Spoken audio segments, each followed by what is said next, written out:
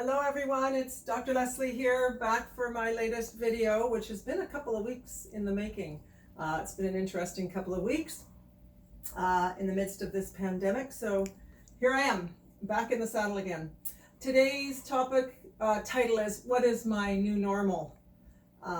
So we're going to talk about how things have changed for us over the last few weeks. I know it's been almost 5 weeks since we went into social distancing kind of on purpose.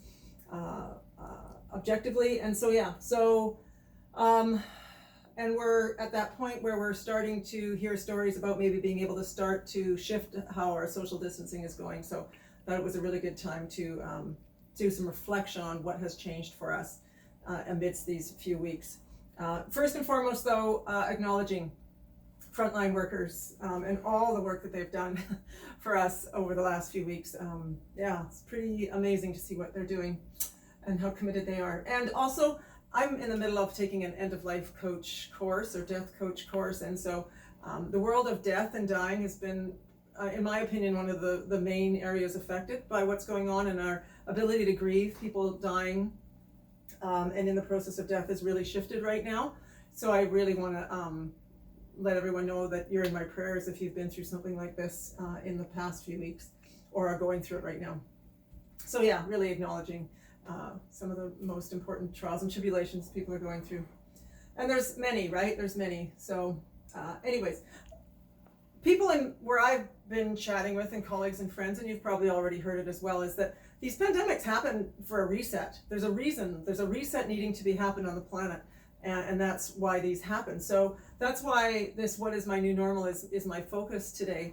I've had some huge ahas in the last week or two, big ahas that I haven't had in like years and years and decades almost. So what I'm really wanting to emphasize with this video is if you haven't had some big ahas in the last few weeks and you want some, or I mean, a lot of this has been sort of forced on us anyways, right? But take advantage of this bigger picture reset that's going on. Truly take advantage of it, okay?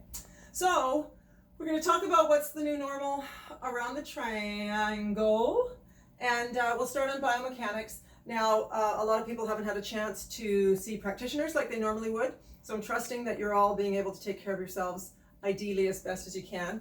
I know there's distance healing available out there these days. I've offered distance healing sessions myself. However, some of the key things around the body side of things, say versus the mental, emotional, spiritual, is I don't know if you've heard these interesting little sayings, but the quarantine 15 or the COVID-19, which are referring to gaining 15 or 19 pounds during this social distancing. I'm hoping that that's not what you want your new normal to be. If it is, it's not the end of the world. I decided to coin a new phrase. It's lean and clean in quarantine, or lean and clean in COVID-19. You can borrow that if you want. It's actually helped me a lot to reframe my mind around ideally maintaining where I've been versus growing in ways I don't want to grow. Of course, with biomechanics, who knows what your new normal, if you've got a new normal around your biomechanics and your exercise program, always remember, get your heart rate up, ideally for 30 minutes, 5 days a week, and stretch, right? Flexibility, yoga, key for your biomechanical health. Biochemistry. So we're being allowed to possibly, in the next little while, shift how we're doing our social distancing, which means it's even more important to be a bad host for the viruses, right?